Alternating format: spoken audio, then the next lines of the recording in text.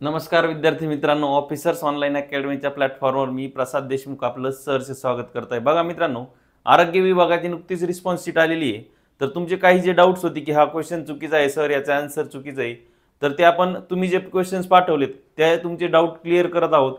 ज्याचा answer change होऊ शकतं ते तुम्हाला सांगणार आहोत आणि जे बरोबर आहे ते देखील सांगणार आहोत। तर मित्रांनो, आज या सिरीजचा आपण चौथा पार्ट घेतलेला आहे। याच्या अगोदर 3 पार्ट झालेत। ज्यांचे क्वेश्चन ह्या पार्टमध्ये नसतील ते याच्या अगोदरच्या 3 पार्टमध्ये तुम्हाला मिळतील। तर सर्वांनी ते सर्व पार्ट बघायचे। मित्रांनो, हा शेवटचा पार्ट असेल, यानंतर पार्ट येणार नाही, कारण मला वाटतंय बऱ्यापैकी आपण जेवढे आमच्या ऑफिसच्या नंबरवर क्वेश्चन आलेले आहेत व्हॉट्सअपवर ते सगळे घेतलेले आहेत। त्यामुळं हा शेवटचा पार्ट असेल। यानंतर जर असेलच, बघा सर्वांचे क्वेश्चन कॉमन येतात, त्यामुळं मला नाही वाटत कुणाचा असेल। 3 शिफ्ट झाल्या होत्या। तर मित्रांनो, सुरुवात करूया आपण जे डाऊटफुल क्वेश्चन वाटतायत तुम्हाला त्यांना। बघा मित्रांनो, एका विशिष्ट सांकेतिक भाषेमध्ये पाटण्याला दिल्ली असे म्हणले। बघा, ह्या प्रकारचे प्रश्न सोडवण्याचा अप्रोच सांगतो। खालीलपैकी कोणत्या ठिकाणी सुवर्ण मंदिर आहे?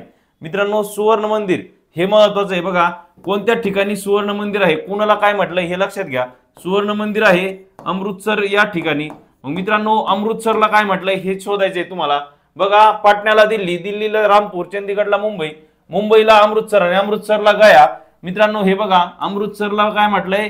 गया। मग मित्रांनो, त्याचं उत्तर असणार आहे गया। ऑप्शन नंबर 3 हे माझं बरोबर उत्तर असणार आहे, कारण त्यांनी अमृतसरला गया म्हटलंय। मित्रांनो, हा प्रश्न तुम्ही पाठवला होता, त्यांनी जे आन्सर दिलंय ते बघा, हे त्याचं कन्फर्म आन्सर असणार आहे गया। पुढचा क्वेश्चन बघूया मित्रांनो। बघा मित्रांनो, प्रश्नचिन्हाच्या जागी काय येईल? जर गंगा नदी भारतात आहे, मित्रांनो गंगा नदी भारतात आहे, उत्तर प्रदेश या राज्यामध्ये 5 राज्यांमधून वाहते। तसंच थेम्स नदी कोणत्या देशामध्ये आहे? मित्रांनो, थेम्स नदी इंग्लंडमध्ये। त्याचं करेक्ट आन्सर असणार आहे ऑप्शन नंबर 2 इंग्लंड। हा क्वेश्चन मित्रांनो तुम्ही पाठवलाय त्यामुळे घेतलाय। मित्रांनो, मला जे आन्सर याचं कन्फर्म माहित नाही, पण त्याचं म्हणजे त्यांनी काय दिलंय हे माहित नाही मला, पण याचं जे बरोबर आन्सर आहे ते इंग्लंड आहे। तुम्हाला रिस्पॉन्स शीट मध्ये काय आलंय ते टॅली करून बघा आणि ऑब्जेक्शन घ्यायचं असेल तर ऑब्जेक्शन घ्या। बघा मित्रांनो, दिलेल्या मालिकेमध्ये चिन्ह झालं की लगेच संख्या येतात। बघा, चिन्हाच्या नंतर लगेच संख्या आल्या पाहिजे। बघा, कोणत्या मालिकेमध्ये चिन्ह आणि संख्या अशी रचना आली पाहिजे तुम्हाला। बघा, चिन्ह आणि संख्या। बघा मित्रांनो, चिन्ह %5 1 #9 2 आणि मित्रांनो @7 3। इकडे बघा, इथं 6 @NS चिन्ह आणि नंबर अक्षर आहे। मित्रांनो, हे नाही येणार। त्यानंतर हे जरी चिन्ह असलं तर इथं अक्षर आहे मित्रांनो, इथं चिन्ह आहे पण 8 आहे मित्रांनो। मग इथं अशा प्रकारे आपलं 1 2 आणि 3 याचा करेक्ट आन्सर असणार आहे ऑप्शन नंबर 3। 3 संख्या मिळतात। काय ऑप्शन आला आन्सर मध्ये तुम्ही चेक करा, तुम्हाला रिस्पॉन्स शीट मध्ये त्याचं करेक्ट आन्सर असणार आहे ऑप्शन नंबर 3। 3 वेळा चिन्ह प्लस संख्या अशी रचना मिळते। पुढचा क्वेश्चन बघूया मित्रांनो। बघा मित्रांनो, काही आंबे पिवळे आहेत, काही टिक्सो आंबे आहेत। बघा मित्रांनो, याला अगोदरच डिस्क्लेमर देतो की जर त्यांनी बँकिंग पॅटर्न जर कन्सिडर केला, आपण एमपीएससीच्या पॅटर्न नुसार आन्सर देतो, तर त्याचं वेगळं उत्तर येऊ शकतं। त्यांना कोणतं अपेक्षित आहे ते सांगता येणार नाही, तरीही तुम्ही ऑब्जेक्शन घेऊ शकता। बघा, काही आंबे पिवळे आहेत। बघा, आंबे हे पिवळे आहेत। बघा, आंबे हे पिवळे आहेत। त्यानंतर बघा, काही टिक्सो आंबे आहेत। बघा, काही टिक्सो काय आहेत? आंबे आहेत। बघा, काही टिक्सो आंबे आहेत। मग मित्रांनो, निष्कर्ष काढायचे, काही आंबे हिरवे आहेत। मित्रांनो, आंबे आणि हिरवेचा उल्लेख नाही, हे विधान नक्कीच चूक असणार आहे।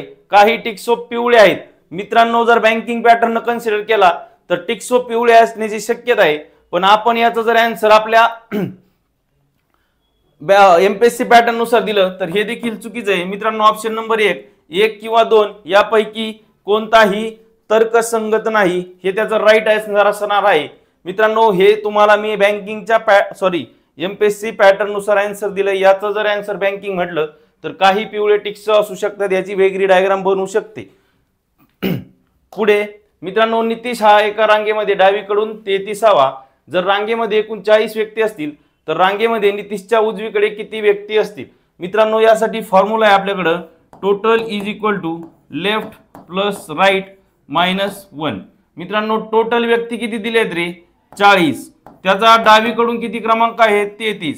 मित्रांनो, आपल्याला काढायचं आहे उजवीकडून -1। मग मित्रांनो, बघा हे ट्रान्सफर करून घ्या, हे होईल 40 वजा 33 अधिक 1, 40 वजा 33 होतात 7 अधिक 1 8, म्हणजे 8 उत्तर यायला पाहिजे। ऑप्शन नंबर उजवीकडे किती व्यक्ती आहेत, नितीशच्या उजवीकडे विचारलंय।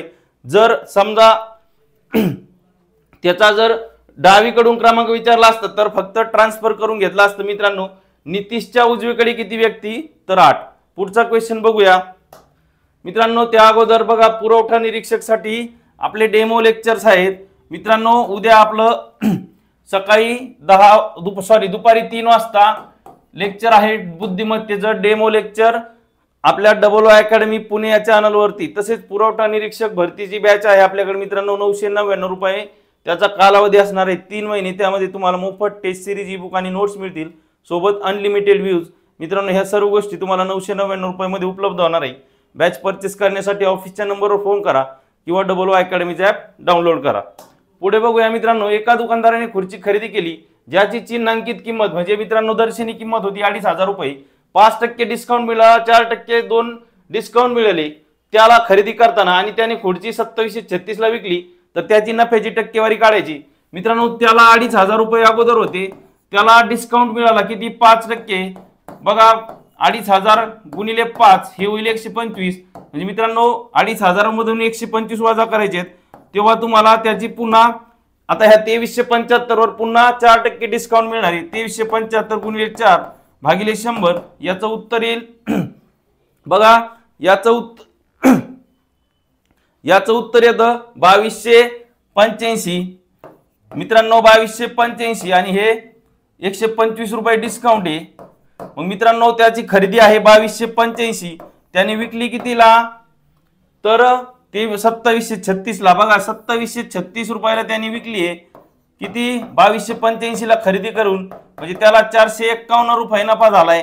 किती 2736 वर गुणिले 100 पर्सेंटेज काढायचं आहे, म्हणून मित्रांनो याचं कॅल्क्युलेशन केलं तर 19.73 काहीतरी पर्सेंट आन्सर येतं, म्हणजे ऑप्शन नंबर 2 हे याचं करेक्ट आन्सर असणार आहे।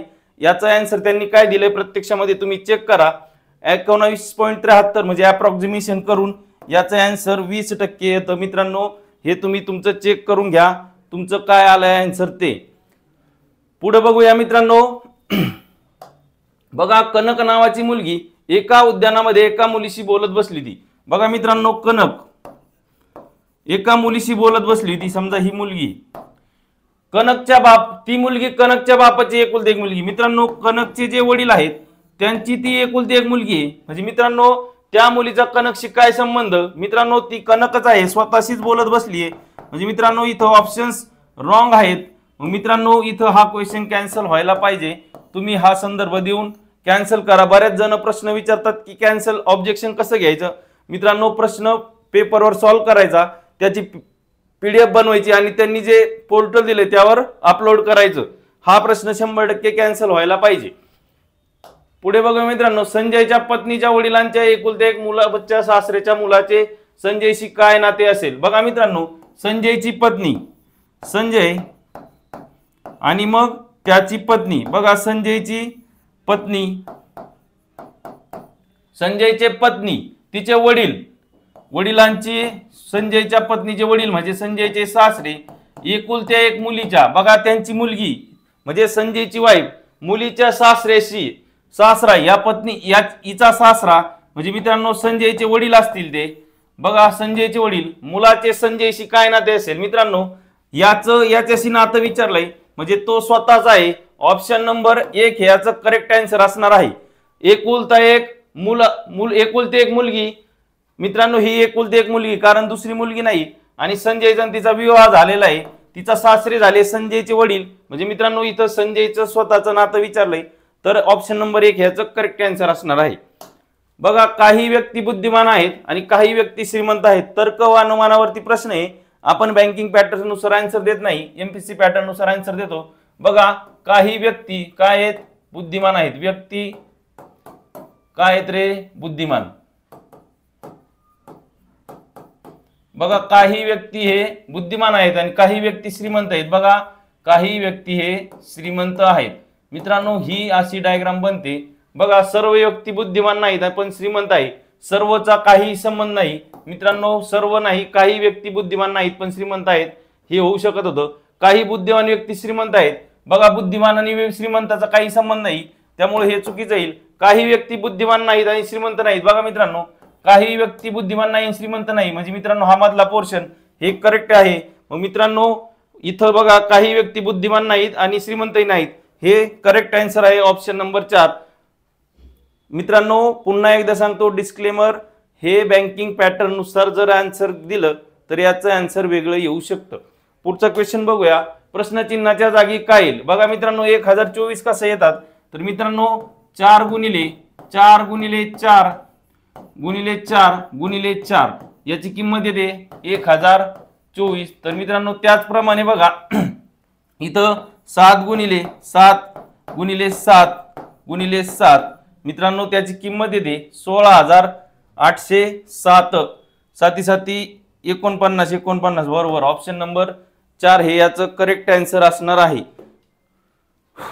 पुढे बघूया मित्रांनो 6 व्यक्ती वर्तुळाकार टेबला भोवती केंद्राभोवती केंद्रकाकडे तोंड करून बसले. मित्रांनो सर्वात अगोदर वर्तुळ काढतो.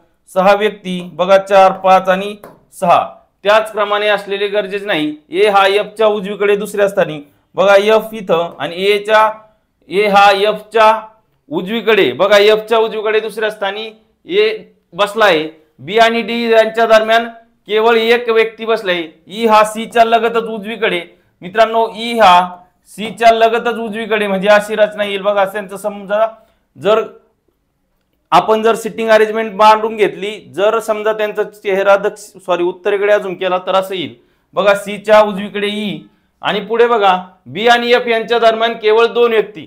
बघा मित्रांनो एफ इथं आहे, इकडून जरी मोजलं तरी बी इथं येईल कारण बी आणि एफ यांच्या दरम्यान 2 व्यक्ती आणि इकडून जरी मोजलं तर बी आणि एफ यांच्या दरम्यान 2 व्यक्ती.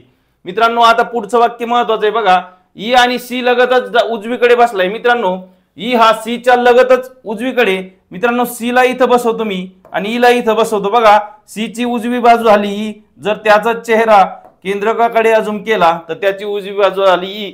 उरलेलं राहिलं कॅरेक्टर कोण? डी. मित्रांनो डी बसला इथं. तर विचारलंय काय प्रश्न, ई आणि डी यांच्या दरम्यान, ई च्या उजवीकडे, मित्रांनो ई आणि डी यांच्या दरम्यान, बघा ई आणि डी यांच्या दरम्यान उजवीकडे कोण बसलाय? मित्रांनो एफ बसलाय. ऑप्शन नंबर 3 हे याचं करेक्ट आन्सर असणार आहे. समजतंय सर्वांना? हे आन्सर बरोबर आहे. पुढे बघूया मित्रांनो, बघा कॅलेंडर वरती प्रश्न आहे 5 जुलै 1970 रोजी कोणता वार होता? मित्रांनो बघा हे कोड तुम्हाला पाठच करायचे आहेत. बघा त्याचा सॉल्व्ह करण्याची टेक्निक सांगतो. इथं घ्या तारीख, त्यानंतर महिन्याचा कोड,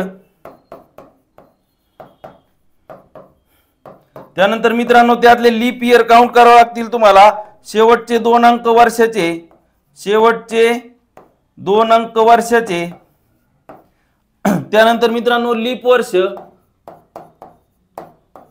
आणि वर्षाचा जो कोड आहे तो देखील इथं महत्वाचा आहे. हे महत्वाचे फॅक्टर आहेत तुम्हाला हा प्रॉब्लेम सॉल्व्ह करायला. या पद्धतीचे प्रॉब्लेम जर ट्रिकने सॉल्व्ह करायचे असतील तर तुम्हाला हा चार्ट येणं गरजेचं आहे. बघा मित्रांनो तारीख दिली किती 5, मित्रांनो महिन्याचा कोड जुलै महिना आहे म्हणजे त्याचा कोड आहे 6, तो 6 घ्या. त्यानंतर बघा शेवटचे 2 अंक वर्षाचे किती बघा 70, मित्रांनो त्यानंतर वर्षाचे शेवटचे 2 अंक झाले, लीप वर्ष काढायचे. मित्रांनो 70 मध्ये लीप वर्ष येतात किती 17 चौक 68 म्हणजे 17 लीप इयर येतील. त्यानंतर वर्षाचा कोड, मित्रांनो वर्षाचा कोड बघा 1900 म्हणजे इथे यायला पाहिजे 0. यांची सर्वांची करायची बेरीज बघा 5 आणि 6 11 आणि 7 18 8 चला 1 7 आणि 1 8 आणि 1 9. मित्रांनो 98 दिवस विषम झालेत. 98 ला 7 ने भागा, निशेष भाग जाईल 98 भागिले 7 याचं उत्तर येतं 14, बाकी उरते 0 म्हणजे मित्रांनो 0 हा रविवारचा कोड आहे. बघा इथं तुम्ही बघू शकता रविवार हा 0चा कोड आहे म्हणजे याचं करेक्ट आन्सर असणार आहे रविवार. बघा याच पद्धतीने तुम्ही जे बाकीचे प्रॉब्लेम आले होते यावरचे ते सॉल्व्ह करायचे आहेत. मित्रांनो तारीख फक्त चेंज आली होती, तुम्ही हे कोड लक्षात घ्या, लिहून घ्या आणि तुमचे जर क्वेश्चन तुम्हाला असं वाटतंय चुकीत असेल तर मित्रांनो ह्या पद्धतीने सॉल्व्ह करून बरोबर आन्सर काढून घ्या. मी फक्त तुम्हाला डेमो दाखवण्यासाठी हा प्रश्न घेतला होता. बघा मित्रांनो एकही एल हा एम नाही. बघा मित्रांनो एकही यल हा यम नाही, बघा यल हा यम नाही. त्यानंतर यम, काही यन हे यम आहेत, बघा काही यन हे यम आहेत आणि एकही यन हा पी नाही. मित्रांनो यन हा पी नाही म्हणजे त्याची वेगळी डायग्राम येईल. आता निष्कर्ष बघूया मित्रांनो. एकही यम हा यल नाही, बघा मित्रांनो एकही यम हा यल नाही, हे आन्सर करेक्ट, हे ऑप्शन करेक्ट येणार आहे. यम आणि यलचा संबंध नाही. यम हा पी नाही, बघा यम आणि पी नाही हे देखील करेक्ट आहे. एकही पी हा एन नाही हे देखील करेक्ट आहे, कारण त्यांचे संबंध नाही. मित्रांनो सर्व निष्कर्ष तर्कसंगत आहेत. पुन्हा एकदा सांगतो याचा डिस्क्लेमर, जर बँकिंग पॅटर्न कन्सिडर केला तर याचा आन्सर वेगळं येऊ शकतो. आपण एमपीएससी पॅटर्न नुसार आन्सर दिले. जर पाकिस्तानला नेपाळ म्हणले, सेम मागाच्या पद्धतीचा प्रॉब्लेम. मित्रांनो मी डायरेक्ट शेवटची लाईन वाचतो. कोणाला ब्राझील असे संबोधले जाईल, बघा ब्राझील कोणाला संबोधलं जाईल. ब्राझीलला काय म्हटलंय रे, घाना. ब्राझीलला घाना, सॉरी नेपाळला ब्राझील म्हटलंय. मग मित्रांनो नेपाळला ब्राझील म्हटलंय आणि ब्राझीलला घाना. मग मित्रांनो याचं करेक्ट आन्सर असणार आहे नेपाळ, कारण त्यांनी नेपाळला ब्राझील म्हटलंय, ब्राझीलला घाना म्हटलंय. म्हणजे नेपाळला आपण ब्राझील असं संबोधू शकतो. ऑप्शन नंबर 1 याचं करेक्ट आन्सर असणार आहे. मित्रांनो इक्वॅलिटी आणि इनइक्वॅलिटी, ज्याला आपण तुलनात्मक कोडिंग म्हणतो, बघा पी हा क्यू पेक्षा मोठा आहे का मित्रांनो, सॉरी क्यू हा पी पेक्षा मोठा आहे का. बघा इथं साइन अपोजिट होत आहेत मित्रांनो, त्यामुळे हे नक्कीच चूक येणार आहे, कारण साइन अपोजिट असल्यावर किंवा गेट क्लोज असल्यावर इकडून तिकडे जाता येत नाही. मित्रांनो यस हा पी पेक्षा मोठा आहे का, बघा यस हा पी पेक्षा मोठा किंवा समान आहे का असं विचारलंय त्यांनी.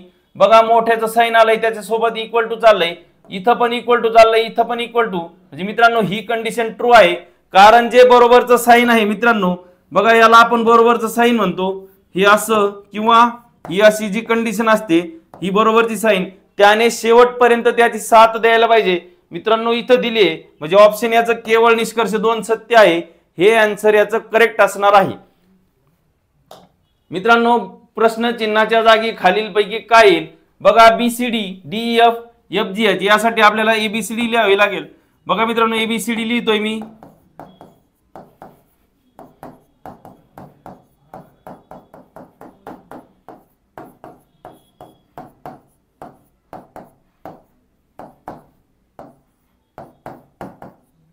बघा मित्रांनो बीसीडी, बघा बीसीडी, त्यानंतर डीएफ, बघा डीएफ, त्यानंतर एफ जी एच. मित्रांनो इथे येईल एच आय जे. ऑप्शन नंबर 2 हे माझं करेक्ट आन्सर असणार आहे, एच आय जे.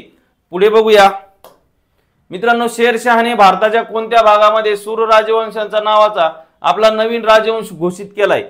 हा क्वेश्चन तुम्हाला सर्च करण्यासाठी टाकलाय मित्रांनो. कोणत्या तरी मित्रांनी हा क्वेश्चन पाठवला होता. हा क्वेश्चन तुम्ही सर्च करायचा आहे. जर आन्सर मला याचं माहित नाही त्यांनी काय दिलंय, जर तुम्हाला चुकीचा आन्सर आले असेल तर तुम्ही सर्च करून तो संदर्भ द्या किंवा एखाद्या इतिहासाचे पुस्तक संदर्भ म्हणून देऊ शकता. तर मित्रांनो बघा फास्ट ट्रॅक रिव्हिजन बॅच आहे आपल्याकडे. जिल्हा परिषदची एक्झाम पुढच्या महिन्यामध्ये होणार आहे. 700 रुपयामध्ये बॅच आहे तुम्हाला. त्यामध्ये तांत्रिक प्लस मराठी, इंग्लिश, गणित, बुद्धिमत्ता हे सर्व विषय कव्हर केले जातील. बॅच परचेस करण्यासाठी ऑफिसच्या नंबरवर फोन करा किंवा डबल अकॅडमीचा ॲप डाउनलोड करा. तर मित्रांनो हे होते तुम्ही पाठवलेले आहे डाऊटफुल क्वेश्चन. आरोग्य विभागाचे हा शेवटचा पार्ट होता. यानंतर आपले पार्ट येणार नाही, 4 पार्ट झालेले आहेत ऑलरेडी. खूप खूप धन्यवाद. अशाच नवनवीन अपडेटसाठी तुम्ही डबल अकॅडमीचं जे चॅनल आहे ते सबस्क्राईब करा आणि व्हिडिओला देखील लाईक करा. खूप खूप धन्यवाद.